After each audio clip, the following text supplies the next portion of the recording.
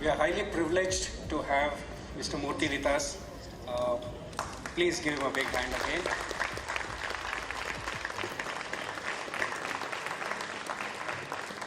He is used to addressing thousands of employees, boards, and college students, university students. I guess is it your first experience addressing or speaking to the literature crowd? No, I have participated in Bangalore Literature Festival in the past, and I've participated in Pune, in Mumbai, many places. Yeah. So I meant business literature. Okay. So, yeah. I mean, Mr. Murthy is not going to talk about his book. He said he's happy to do an interactive session. So all of us have a lot of time to ask Mr. Murthy questions. I'm going to start with first and very basic question. Which is the book that comes to your mind, or which is the best book you have read so far, Mr. Murthy? No, by nature, I don't read general books. I don't read fiction. I don't read non-fiction, none of that. What I do read is what I should have read when I was a student. That is physics, mathematics, theoretical computer science, etc. Therefore, most of my reading is limited to technical books. They are difficult to read, difficult to understand, and as you get older, they become even more difficult, more and more difficult. I would say one of the best books that I have read recently is what's called Mathematical Universe by a professor from MIT called Max Tegmark. His thesis is that the whole universe can be represented by mathematics, by a set of equations. And he is, of course, a remarkable person. That's the book that I have just read. Great. I'm sure you read business books. Who's your inspiration among business book authors, if you've read any? Well, I think it has to be clearly Peter Drucker, because Peter Drucker's ideas, opinions, and views are all so valid. They're time invariant, they're context invariant. They would be true in India as much as they are true in the United States. So I would say that Peter Drucker's books are really what have made a huge impression on all of us, certainly me in business. But how relevant are they still to the Indian context particularly? No, I think it is Peter Drucker's words are absolutely relevant, whether it is India or whether it's US. Let me give you one simple example.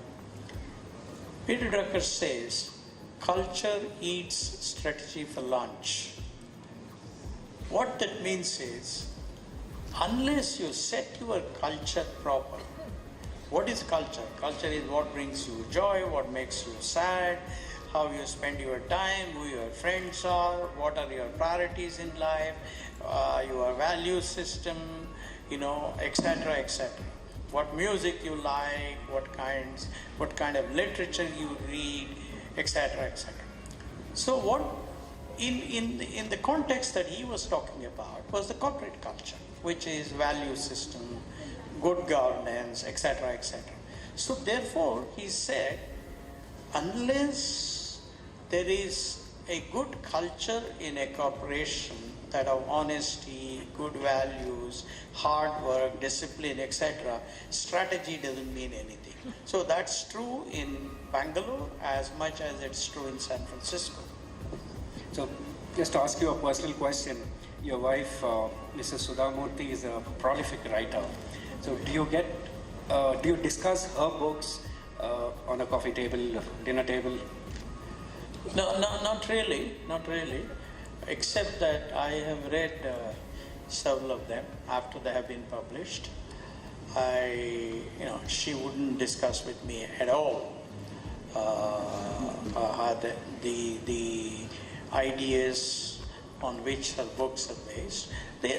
These days she is focusing mainly on conveying to children our heritage, the good values and the stories from our own experience in managing the Infosys Foundation. So really there's not much value that I can add there. Okay, so we have one question from the audience. Sure. Can I request Srivatsa to ask his question, please? Yeah. You'll have to speak up, mate. As you can see, we're running short of mics. Just speak up. Just speak up. Hello, sir. I'm Dr. Saurabh Srivastava from Institute. I'm professor there. So Maybe you should use the so that everybody can hear. Thank you so much, sir. So it's a privilege to be here and ask this question to you. I'm Dr. Saurabh Srivastava from AIMS Institute. I'm professor there.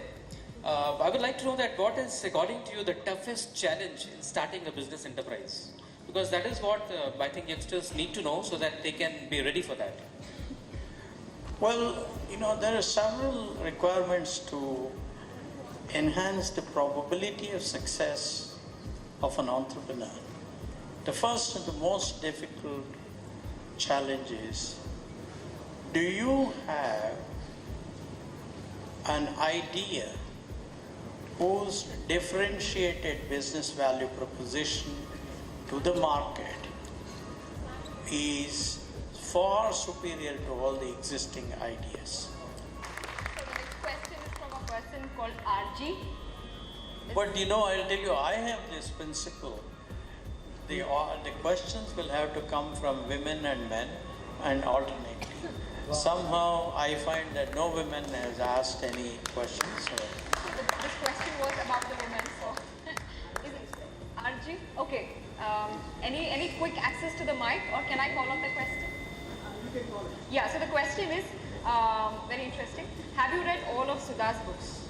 With the limited time you have, how do you select what books to read? No, I think I would be wrong to claim that I have read all the books because there are so many of them. 16. I would only claim that I have read Wise and Otherwise, which is an extremely interesting book. It's all about her experiences as the head of Infosys Foundation. And these stories are from throughout the India, so therefore there is a certain tapestry of Indian culture. I would say that that's what all I can claim. The next question, there's no name, so I will take it for them. How can a book help when life is all about new experiences? Well, somebody else's experience, somebody else's world experience could be my new experience. After all, we only lead probably 100 years if we are all very healthy. And within that period, the really productive life is somewhere around 40 to 50 years. Maybe somewhere between, let's say, 15 to 55 or 15 to even 70 means you are looking at 55 years. Within this period, it is difficult to claim for everybody or for anybody for that matter that he or she has experienced everything that is there. So therefore, by reading books, by reading the experience of other people, there is so much learning for all of us. There is a very famous Kannada saying, it says, Kelavam Ballavarinda Kalitu. That means, some you learn from people who know it all, some you learn from people by reading, etc., etc. So therefore, I think somebody else's world experience would be my new experience. So as long as I have respect for the other individual, as long as I am willing to be open-minded to absorb the good things from that, I do believe that I will be a better human being by reading somebody else's experience. Okay. May I request Sumati Chari for her? Good afternoon, sir. I really believe that the Infosys story is something to be told to everyone. So when are you going to author a book on that? Well, you know,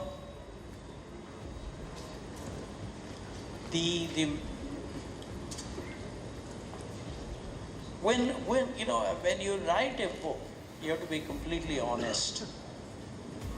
And if you're honest, you will disappoint many people.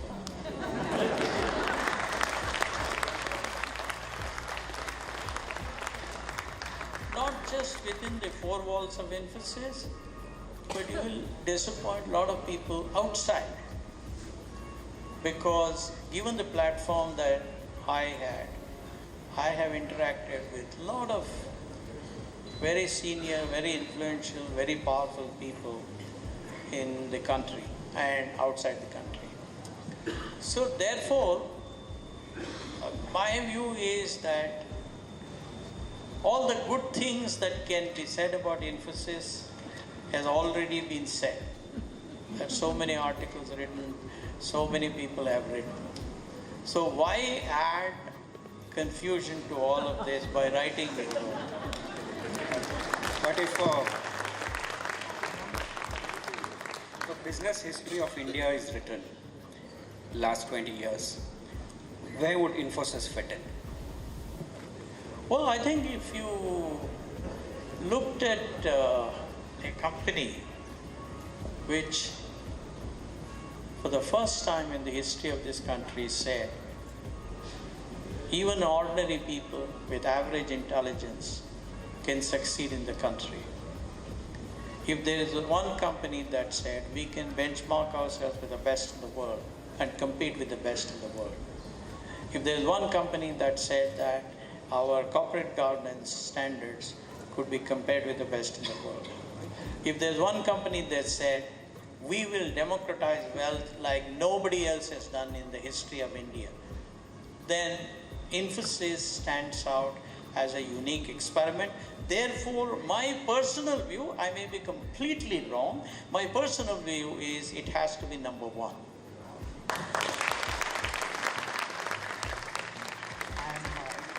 So I'm going to read out a question. I don't have a name on this sheet. What advice would you like to give youngsters in the room? What advice? Would you like to give the youngsters in this room? No, I think they should be the ones to give me advice. Like I used to get from my children when they were teens. Every day would be a huge set of advice. No, seriously, I think you are at a unique place in the history of this country. Certainly people like me have seen how this country has progressed in the last almost 30 years, from 1991 onwards, when we obtained the economic independence of India, thanks to liberalization. Our confidence has grown up. If you looked at decades, not at 1 year, right now the economy is 5%, all of that I agree. But if you look at the average over the last 2-3 decades, I think the economy has done well. We are now in a different orbit. We are unhappy with a 5% economic growth, whereas those days we are very happy with 2% Hindu rate of growth. Similarly, there is a lot of foreign investment that has come to India. Our stock markets, even though they have gone down in the last week or something like that, they are still at a fairly high level. If you look at the BSE index or NSE index, whatever you look at, they're all in a different orbit compared to where we were prior to 1991. And I was a youngster of your age in 68, 69, 70. So therefore, When I say that the country is doing well, the economy is doing well, I look at these last 30 years. I don't want somebody to think, no, this stock market has gone down or the economy has gone down to 5. Is this an idiot to say the economy is doing well? No, that is not what I am saying. All that I am saying is, yes, the economy right now has gone down to 5%, but we are in a different orbit. We are in the orbit of thinking that 5% is very bad for the country. We have gotten used to 7%, 8%, 9%, 10%. So therefore, you are at a unique place in the history of the country. I did not have this kind of self-confidence, this kind of growth around me, this kind of recognition for India. Our cricketers are doing well. Sindhu won the World Championship. There are lots of wonderful things that have happened in the country. Now, this is the time when you people have to say, we will make sure that this progress is sustained. Yes, it may have gone down to 5% now, but I'm sure it will come back. Okay? So what is important for you people is to show honesty, discipline, hard work, high aspirations, open-mindedness, and then say, we will make this country a developed country in the next 30 years or 50 years. That I think opportunity has been given to you. That was not given to me. In the 60s, when I was your age, everybody, when I went abroad, everybody said India is a filthy country, India is a dirty country, India is a no good country, etc. Whereas today, people are not saying that. So therefore, you are on an extraordinary platform. Please seize that opportunity. Please have high aspirations. Please work hard. Please be disciplined. Please be honest. Please follow good people and not bad leaders, of whom there are enough in this country at this point of time. And make this country a true Ramarajya as we have all want. That's what I will say.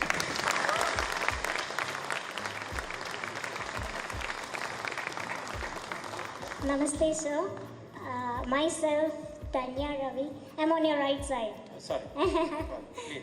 I'm sorry. Should I come that side? No, this is okay. Okay. Yeah. So I work as a freelance content writer, and I'm a disability evangelist. So when it comes to me, I'm a person who could not do mainstream schooling, and with a lot of struggles, and they never gave up in me or my family support. I homeschooled and distance education, and these are the academic things that I have from my end. And there was times that even now I'm inside the four walls in my room, but my kind of work and the humbleness that I support a couple of people in disability sector, the nation has identified me last year with a national award. So no, not for the clap. Yeah. So what I really wanted to ask is, now, like how I came up, I want my disability community to also to come up. I definitely not reached any Mount Everest, but what I really wanted to know is, at this time, what really makes a person with disability to work in the mainstreams, example in an MNCs, they look for more of credibilities in academics, or is it some talent that they have to focus on? No, I think in the end, what is important is, once they have discipline, determination, and aspiration, I think you can do extraordinary stuff. Let me tell you, about 25 years ago, I attended a panel discussion in San Francisco. And there was a gentleman who was sitting at the other end of the panel, and I was at this end. And he spoke, and later on I came to know, after I spoke to him and all of that, that he was a blind person who had climbed Mount Everest. Wiefenhofer, his name is Wiefenhofer, a German. The point is simply this. He was a blind person who had climbed Mount Everest. What greater achievement can you think of for a differently abled person than this?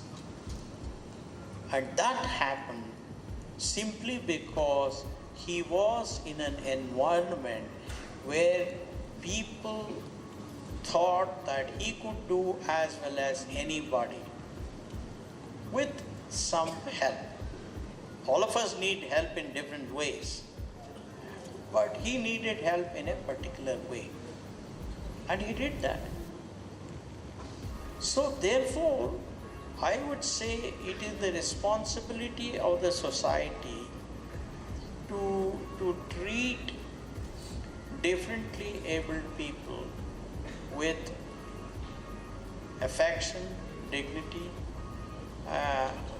and conduct themselves in such a way that their self-confidence goes up, and that their aspirations go up, their determination goes up, and that they are as much a part of the society as possible.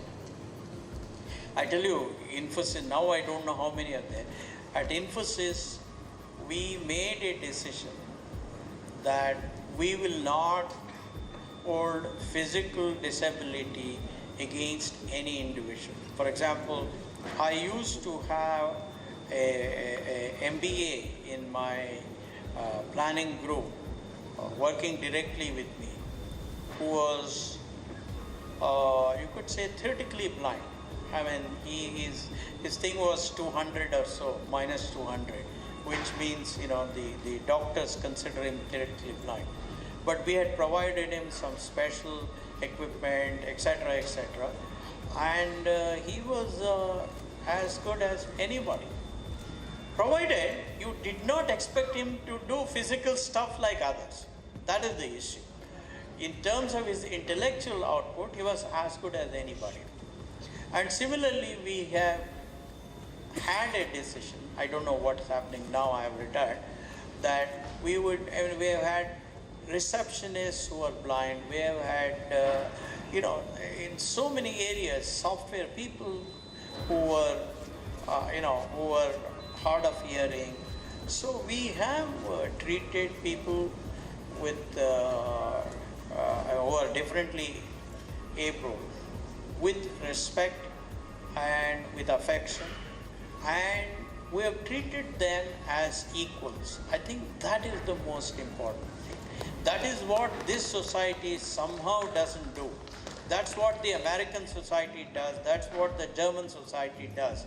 And I think we all have to stop this thing of, pitying and then say they are as good as any and better than many.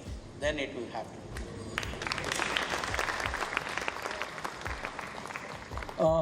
Sorry. Sir, this is a question in front of you.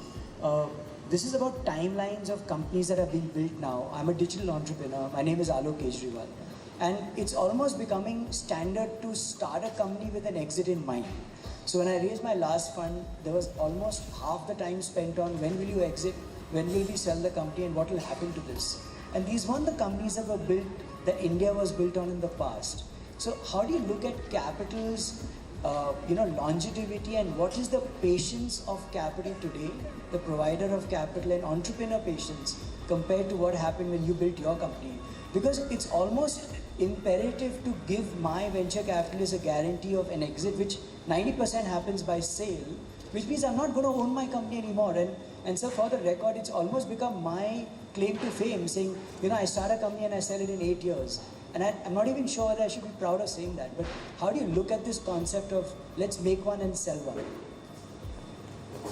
I'm not used to that paradigm, because when Infosys was founded, I made all my younger colleagues sit down and then told them that we will have to make profit right from day one.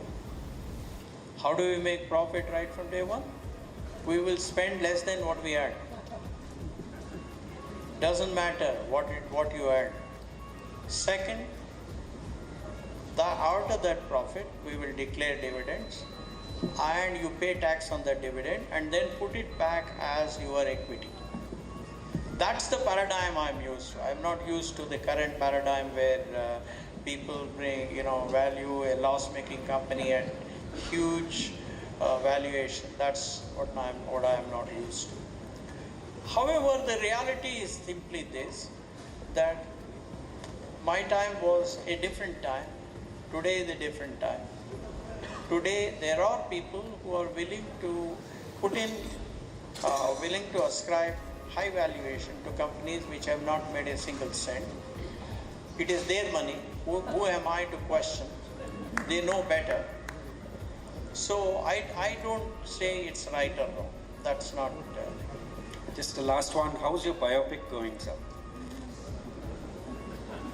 No, I think. Well, it's not for me to comment. I think you have to ask Ashwini Iyer. She is the one who has said that she is thinking of, so I wouldn't know. So happy to call this session to a close. Thank you so much, Mr. Murthy, for your time.